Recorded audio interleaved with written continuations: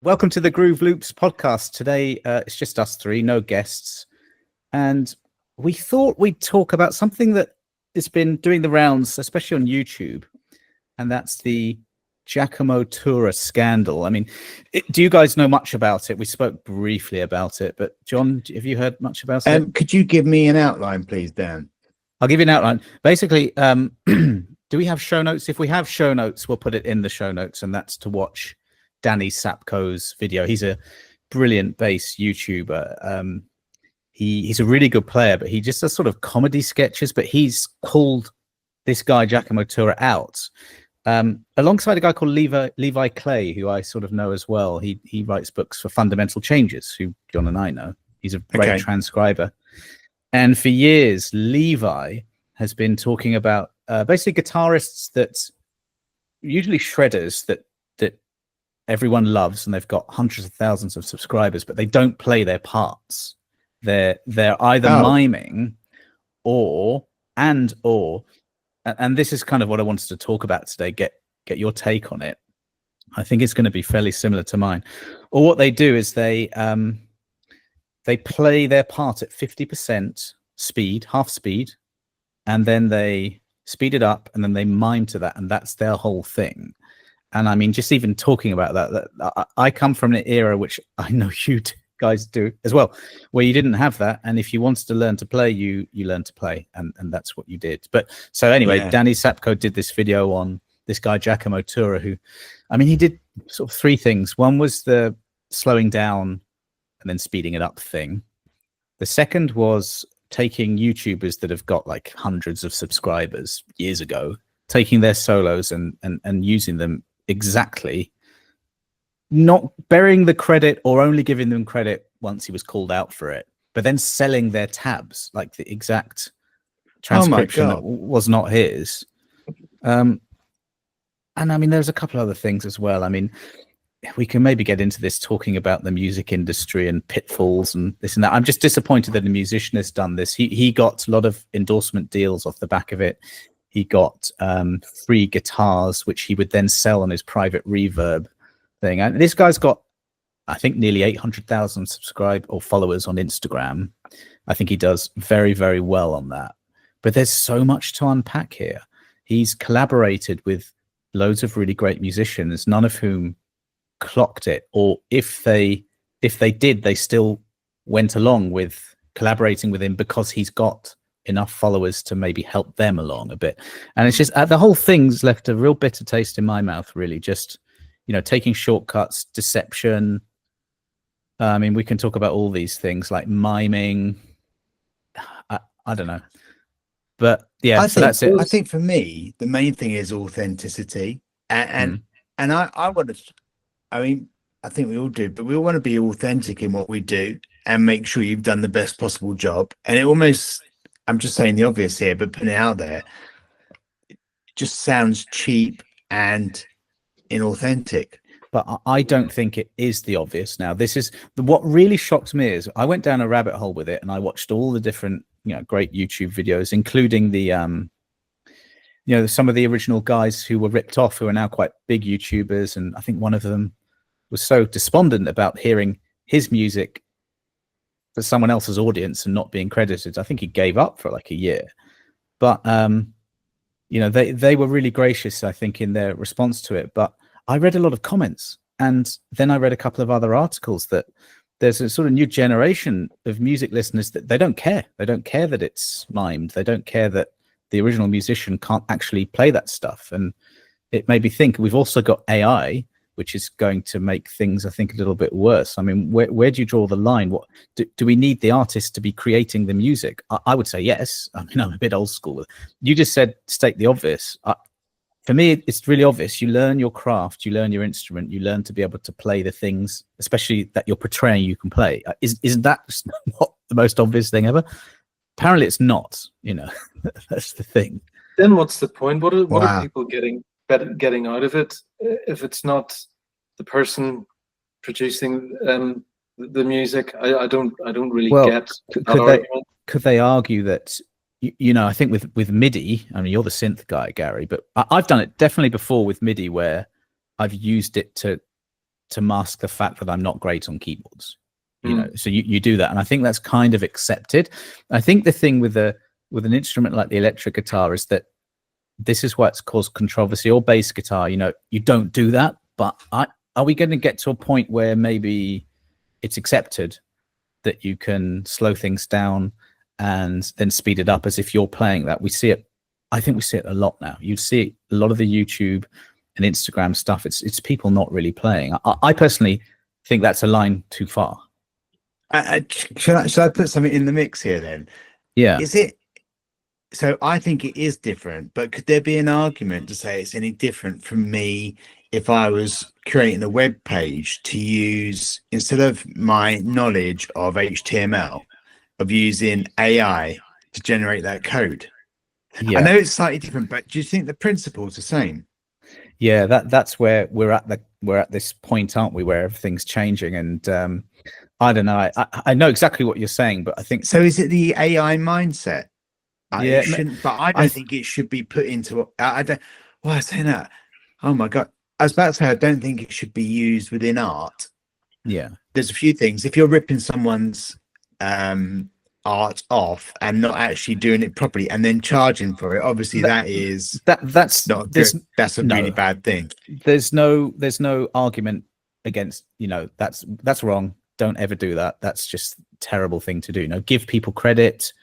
As musicians, you've probably done this. You've worked out a solo or a drum beat note for note in order to get better. That's how you do it with the bass line. I'll do it note for note. Preferably as many different styles as I can, different bass players, and what comes out at the end is me. You know, that's the idea. If you copy other people, I just think that's where it gets. I remember I went to a stand-up gig, like kind of when Ricky Gervais was around about The Office, and when Ricky Gervais was becoming really popular. And I went to this stand-up gig. A friend of mine was on the bill, and there was another guy there. He looked exactly like Ricky Gervais. It was kind of weird. And I think he was in an advert because he looked like Ricky Gervais, but his stand-up was exactly like Ricky Gervais. And I just thought, I remember thinking there's something just strange about that. But, you know, you're copying someone and you're not sort of not. Say that though, Dan. I play in a Queen tribute band. yeah, but that's. But you don't pretend you're Roger Taylor, despite the. Despite the wig. Yeah. But then again, like, so sorry, whenever you leave the stage, you don't pretend you're Roger Taylor. No, I really don't. No. No, I leave him well and truly on stage. It is a very strange concept that not only with the age of sort of information the way it is so freely available, people are going to get caught doing this. Well, that's the thing. The thing is, so like you've got NAMM, you know, every January, I think it is. And obviously someone like him is going to be invited by the companies that he's got connections with. And again, in those Danny Sapko videos and a lot of other ones, I kind of do feel, well, maybe like 1% sorry for him in that he goes to these shows and he plays and he can't play. He can't play, or at least anywhere near the level that he's portraying on his socials. And as you say, Gary, you get caught, and then what happens? Your career's over.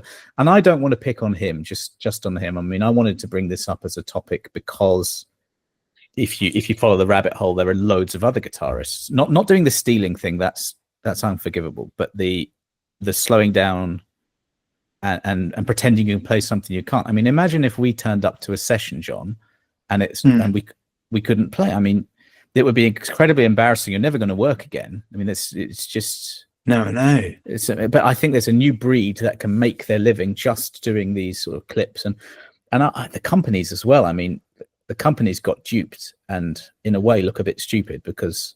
What do you mean, the endorsement companies? Yeah, I mean, his stuff got the pages got all taken down the next day after it broke. I know Rick Beato didn't weigh in until he did, and he said, "Well, I had him on. He had him on to interview him, but he couldn't release it because, you know, very early on in the interview, he realized that this guy couldn't play. And as you say, Gary, how do you expect that you're going to get through a career and not get found out? That's like the. Absolutely. He's also doing a really great disservice to middling musicians as well. Yeah. Because what sort of message is it you saying to them? You know, like, because they're aspirational, they want to get better as good as they can, and then they see all of this sort of fallout, and that sort of increases the sort of the people put it on a pedestal, very, very proficient, excellent musicians, and then there's nothing in between, you know. So I don't know. I think that's a really, really good point. That, I mean, last week I went to, you know, Joe Dart, the bass player for Wolfpack. He's like one of the amazing band. He's one of the new bass superstars. He's got like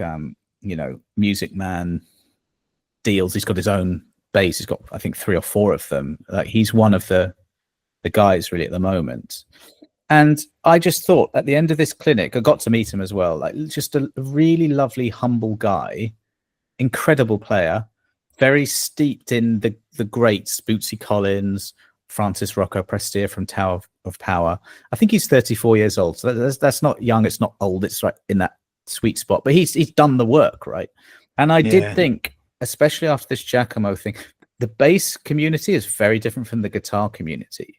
But just as someone to represent the bass community, there's no one better than Joe Dart, just brilliant. And the flip side is this guy Giacomo, as you're saying, he's representing the guitar community. People are idolizing what he's playing, but he's not playing it. It's not his stuff, and he can't play it. I just hope that it's a message to people, youngsters coming up. You know, you can't take a shortcut with that. You'll get found out. Or am I too old? And is there something to say? You know, what you're talking about AI and you know, people creating music in a different way. Maybe they've got the notes in their head, they can't play it, but they can.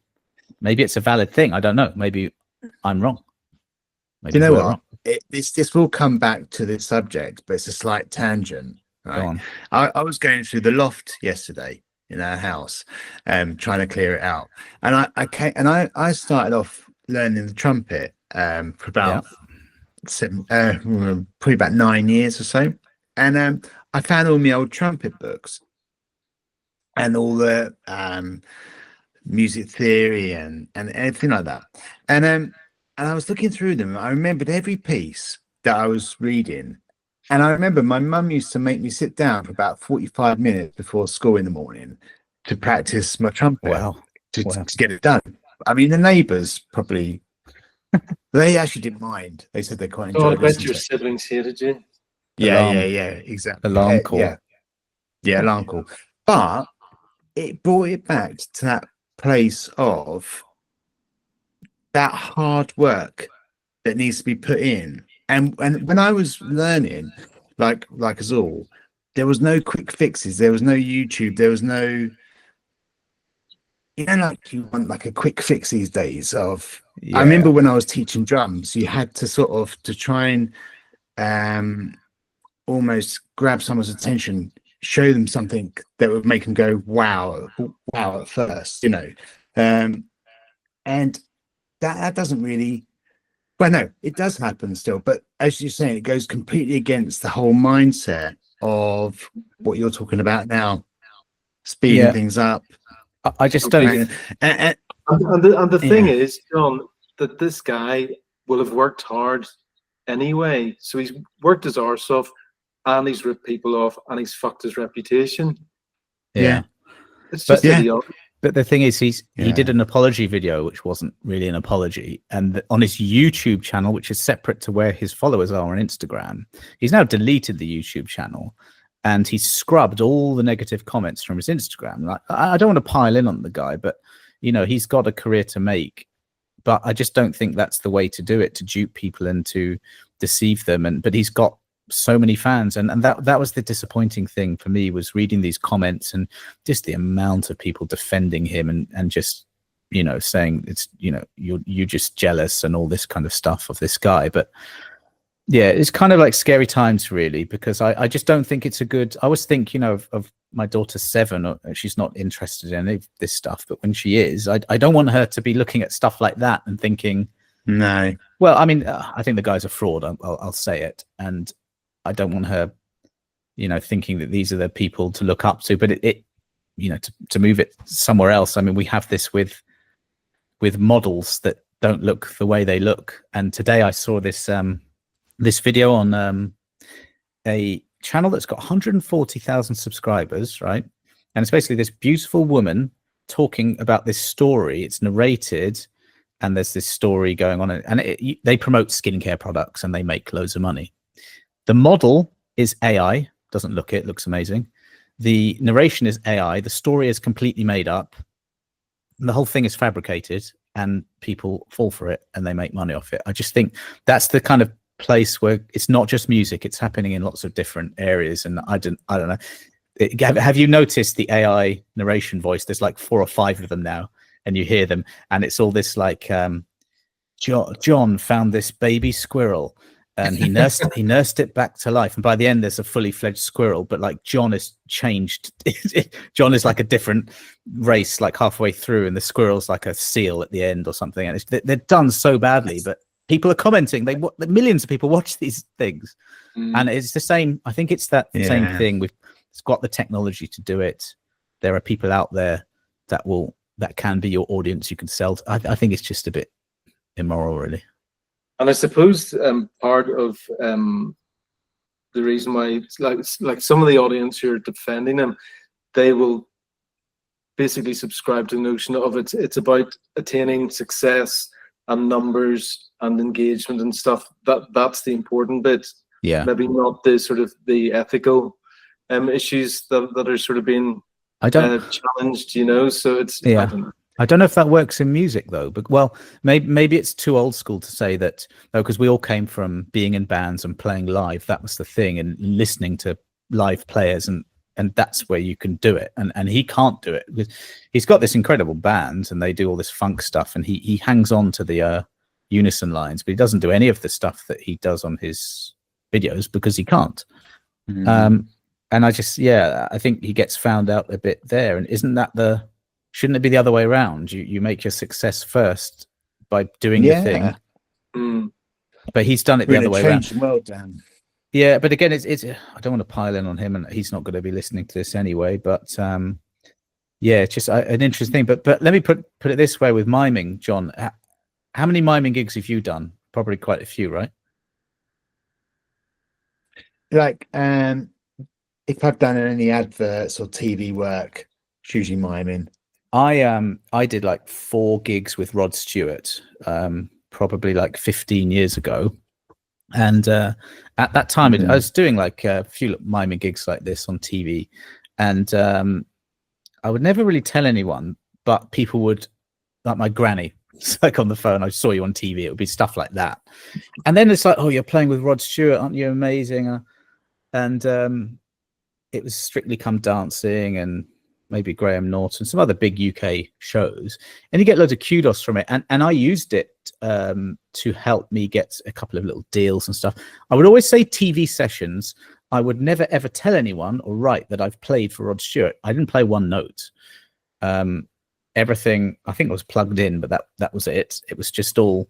But I think for that, like Rod and my mate Rod, and I think he brought 3 backing singers. They were all live, and anyone I've ever mimed with on TV, the lead singer's always been live. And in that situation, they're flying in from different countries. He's flying in from LA, and they need to promote the record, and you need a band to make it look a certain way. And I think that's fine. I don't think that's deception. I know Top of the Pops, the biggest UK music show, they were mostly miming, weren't they? And again, I think back in the day they weren't, or they were, I can't remember, but at the very start it was live, and then for a long time it was but that, I think that's kind of okay, because if you think that, well, first of all, you've got to rehearse it, then you've got to do the sound. They don't have time for the sound check if it's live TV. I totally get that. And you know, sometimes vocalists are lip syncing, but other times they're not. If it's a live show, I think that's a different thing. You say that though. I mean, Jules Holland in the UK is live, isn't it? And that's but there multiple bands. But there aren't many in the UK. You've got Strictly Come Dancing. You've got Jules Holland. A few things with live bands, but not much, right? And it's certainly not what they used to be. Johnny Vaughan had a Remember live band. TFI Friday. Yeah. I used to love watching that, and that was always that had a whole live element. That was a massive gig, really, with the chat show on the side, wasn't it? Massively exciting, but I kind of get the production of certain shows, but I think in America, that a lot is live. They that's part of their culture. There is that it is live music, and they make it work. The Super Bowl. Oh, well, I don't know. Actually, is that maybe some of that stuff is mimed? I don't know. I'd like to know about that. Yeah, quite a few of those are live. Yeah, I would say they are. I think in the UK, it's less valued, the whole miming thing. Like, this is sort of defending Giacomo and all the others now, because if you've got to create a piece of content, then maybe you need to get the lighting right. You need to get everything looking right. Maybe there's an argument there to play to the track and mime to it. But the weird thing with him, going back to Giacomo, is he's mimed all this fast stuff, but he can't play it. But why don't you just learn it in the first place? Yeah. As you say, Gary, there probably isn't much more of a shift from actually learn it to actually speeding it up. Probably only take and you've got more out of it as well, haven't you? You can actually do it. Yeah, I mean, when I do my you only have to watch any of my teaching videos to know that I'm not pretending, because I make mistakes all the time. But I think that's the thing, and to show people that mistakes are part of learning. And when I do my lessons, I mean, no, why would you? They're live in the moment, so why would I try and mask the fact that I'm not the perfect player? I don't think anyone is. And I think you need to work on that side of your brain that can just improvise something quickly. That's the skill, isn't it? Or a skill. I think learning to mime to that sort of degree. But then again, he does have that many followers and still a career from it. I remember doing some depth teaching at this college in Guildford in the UK called the ACM, and the night before I got what I was meant to be teaching, and it was what is hip by Tower of Power, which is quite a involved groove. I must admit, I must have stayed up for about 4 hours, because it's that same sort of thing. I couldn't have sat at the front of the lecture theatre and not been able to play it properly, because that is fraudulent, isn't it? I mean, we've done that with gigs as well. I remember having to play that on the gig, and it was the same thing. I had a few days to prepare for it, and I've got the chart of it. So it's just you just, like, in a live situation, you don't have a career if you can't play those kinds of things. I know. At least maybe you need a bit of preparation for that kind of tune, but you can't mime that. I mean, what else is it well, I was going to say, is it sparked by the AI age, the AI mindset, all this, where we can just at a click of a button do stuff that either we can't be bothered to do and spend the time doing, or do you not think it's more fundamental, though? There's a culture now, and we see it in politics especially, and especially with Trump, that you don't apologize anymore. No, it's basically if you're caught out doing something heinous, you just tough it out. You tough it out, and you ignore and you plow on, and people just. It's never good to mention politics in music podcasts, but we do live in a post-truth world where the most powerful man in the world can lie, and it's like, exactly as you said, there's no real consequence to that, and I don't think that helps, does it? That sort of lying and deception. I came from a time where it's quite, don't lie, don't lie, have good manners, and you would have dreamt of, like, stealing someone's music and selling it. Why would you'd never do that? You would maybe steal the lick, sell it, and then give the person, agreed beforehand, not after the fact. You would agree with them and give them the money. There's a massive difference between what he's doing and being influenced, and heavily influenced. I mean, what do they say? Good artists borrow, and great artists steal. I mean, a great art is you sort of pillage what's all around you, but there's something really cynical about this. It's just. No, I agree. Yeah, but I mean, like I said before, it isn't just him. It's sort of I don't think it's like a trend where music is going, that we still have to celebrate the fact that there are most people who want to learn an instrument, for example. I mean, or our audience, a lot of them are bass players now, but some of them are music producers with our loops thing. I mean, we play all those loops that are available, grooveloops.com. Look, link below. All of those loops they're played live, aren't they, John? You know, you've got your drums, yeah, of course, my bass, and it's just live stuff. And I think the premise of the business was that live feel thing is something that you can't really replace.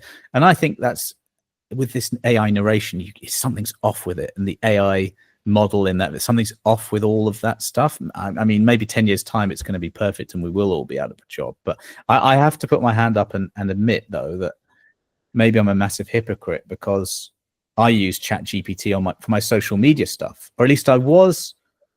You know, what have I got? I've got Instagram, X, or it used to be Twitter, Facebook, and LinkedIn, and I'll get ChatGPT to write me. You know, I'll say, this is the video title, just write me a bit of copy, just because it really like saves me time. But then I started to get a bit put off by how cold it was, and kind of obviously not me. I think people want to.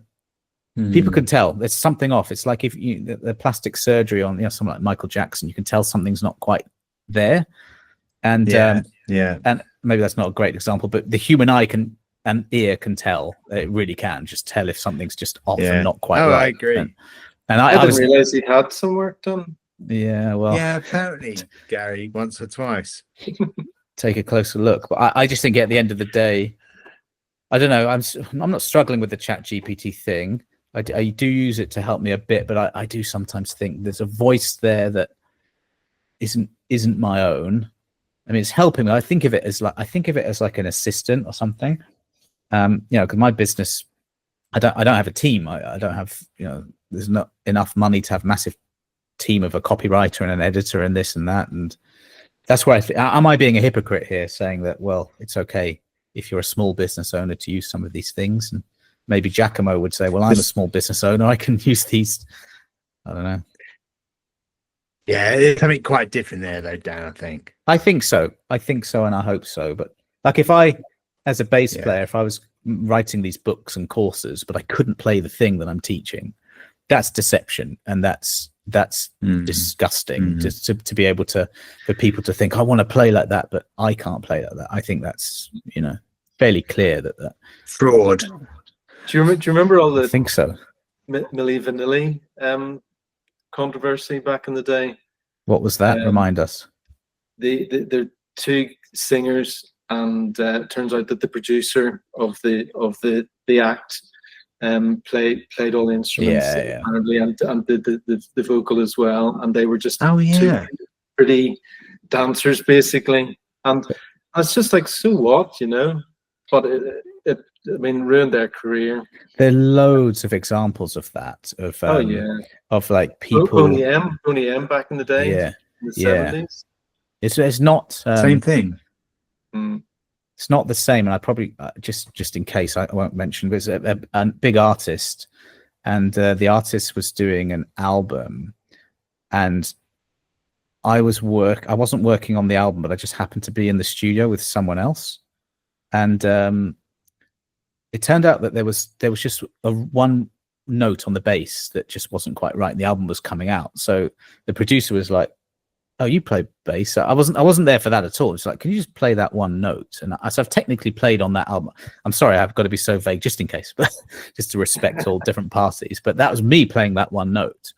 And there are loads of instances of producers and stunt session musicians coming in and playing for the person who's credited. That happens a lot, but it's kind of showbiz. So there's a slightly blurred line here. But again, it's that something had to be fixed. Me playing that one note, anyone could have played that one note. It's not wasn't a big deal. But I just thought it would be good to sort of chat about that. Get your take on it. If anyone's got comments, leave it below. I mean, I feel like it's kind of, this will blow over a bit, but in terms of the guy in question and the other people doing all these things, I just hope they take a look at themselves and go, yeah, look, the path I've been taking it's not right. But I don't know, what does he do now that his career is based on that lie? Well, it'll be interesting to see what his stats look like in a month or two's time on, well, I have a feeling he has a big enough following who don't care about any of this.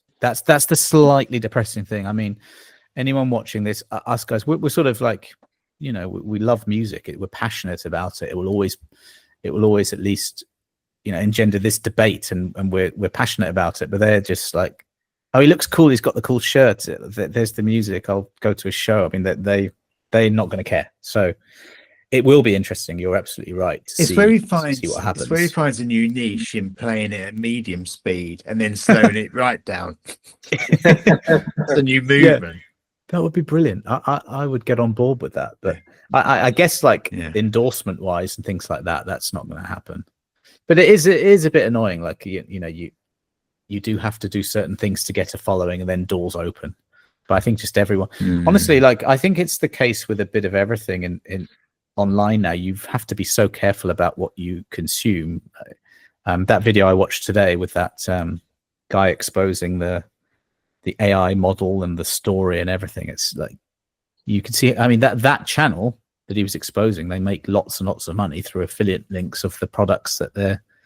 I just think that's just we've all got to watch out a bit for that, and it's probably only going to get worse with across the board. Really, we're just talking about our music version of this, but I'm sure it's like almost everywhere. Well, we're definitely do a podcast to cover at least some of that, the AI subject. Yeah, we will. I mean, I think, are we wrapping it up now? Does anyone else have anything to add? Or I think we've covered what the topic. Yeah. We've trashed him sufficiently. We've trashed him sufficiently enough. Deservedly so. You put yourself out there. But I mean, if anyone watching has got any questions or comments, do get in touch. And also just stuff to talk about. We're all, we've been in the industry a long time, and it's I think it's good to talk through some of these things. I mean, I don't know about you guys, but sometimes my thoughts are being formed as I'm talking about these. I feel fairly strongly about this though, but I think debating about different things along these lines is great. So let us know if you've got any questions or comments. Otherwise, I guess thanks for watching. Any message from you guys, or we sign out? No, I think we sign out. All for me. Let's sign out. Thanks for watching, guys. Well moderated, Dan. Thank you. Have a good one. See you next time. Cheers.